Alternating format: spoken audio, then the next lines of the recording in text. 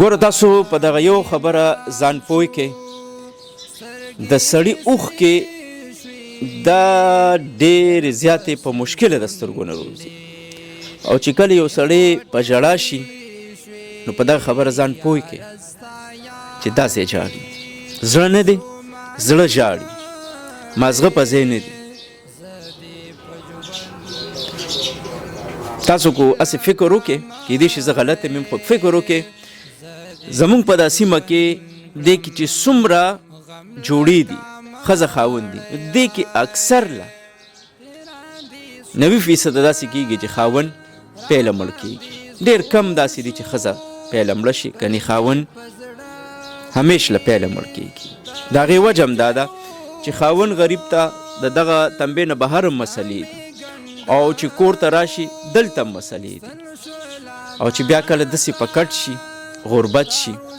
اوس که چېرته د بنګلو مالکو که چېرته د سره ګاډي وي، که چېرته د سره پیسې وي، نو 12.5 لکه روپۍ خو هېڅ هم نه دي. 12.5 لکه روپۍ هېڅ هم نه دي. د ده د علاج به پخوا شوي او ده به نن ژړل نه.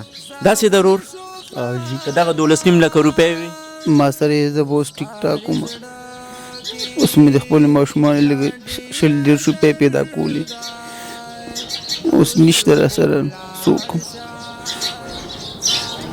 هسې که زه درته ویم چې دې وخت کې سره په جیب کې 100 روپۍ دي نو څو به وي؟ سره جیب کې 100 روپۍ 100 روپۍ. باڼه مې مات شو، سترګې مې سرې شوې، در پسې شونډې مې غوټې پرې شوې. یاره ستا یاد کې شومه نیمګړی، زه دې په ژوند کړم غم لکه مړی.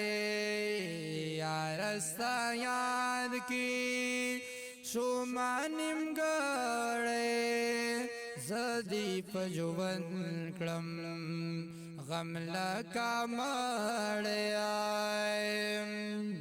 نور مې هجران ته صبر تمام شو، اوس ما بدبخته دغه انجام شو.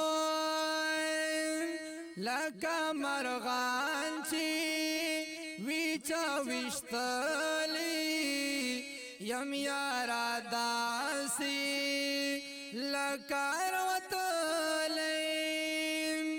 لکه مرغان چې وي چا ویشتلی یم یاره داسې لکه الوتلی.